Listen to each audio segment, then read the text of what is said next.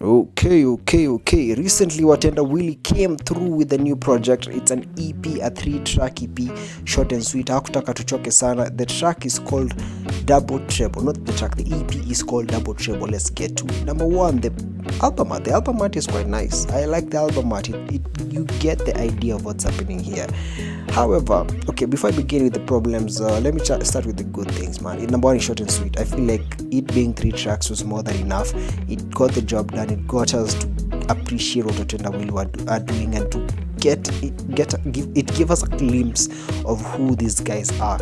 You can tell the metamorphosis from being in the shadow of Sauti Sol. Right now they sound like who they were before Sauti Sol came in. Of course, there's a song or two here that give you the vibes that inarudisha mkono back to Sauti Sol, where you feel like, yeah, there's some Sauti Sol influence, but it's not so heavy-handed where you forget the original idea and the original blueprint of who Watendawili are. No, and the next thing, it's a vibe. The whole album, the whole EP is a vibe. It's one of those things you listen to and you're like, wow, Kenya is actually making good music. Kenyans know how to make good music. And these guys at this point, I feel like they can be considered veterans considering the work they have put in, the growth and the what's it called, the consistency and the talent that goes behind everything. There's a level of professionalism here that very few artists are able to maintain at their level. Now, let's start with the problems. Number one, okay, there's also the production is quite fire. Wodomolo, I don't know what witchcraft it does when you combine that in a way. This is the best chemistry, hands down, that I've ever witnessed in the industry. Anytime they come together, whether it's Uaya or Eugene or Rita Mziki, but mostly Wodomolo and Watendawili is just an unmatched rivalry. This is like Manchild and Chris Kaiga. This combination is toxic. This combination is dangerous. It's one of those that it's hazardous, it's cantankerous, it's rambunctious, it's all those things that you can think of.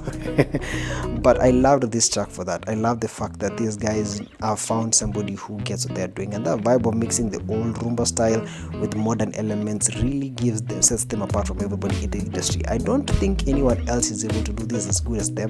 Maybe Okelo Max, but Okelo Max is a bit less of this style as compared to them. Now let's talk about the issues. Number one, the mix was a bit muddy. For some reason, I could not hear some of the vocals. Sometimes I listen to the vocals and I felt like, hey, kuna vita pasukos na sound fitting, you know. But at the same time, I feel like this means that the tracks need more presence. I feel like they need more presence. I wish the vocals were a bit brighter, they were cleaner. Maybe it's a Spotify issue, I have no idea. But from Spotify, from my end, I could feel like I could not really embrace the vocals of Eugene and his counterpart. I never, and I know Onyancha and Israel, I could not embrace their vocals. I never felt like they were in the mix. They felt like they were separated from the mix, and that is a very bad thing. If you're an audiophile like me and you're listening to Spotify, you'll pick this up and it'll fuck you up. It's one of those things you listen to and you're like, aye, yeah. And then there's also, so I wish that it was a bit brighter. I wish the vocal elements were a bit louder and we could be able to hear them more. Go listen to it and let me know what you think. Apart from the problems I mentioned, I feel like this is a step in the right direction. If everything works out for these people, there's a very high chance we'll be enjoying more and more of Watendawili. I hope to see them on stage. And other than that, my name has been Chiembeta. This is FNNR. I hope you're liking what you are hearing. Anyway, see you on the next one.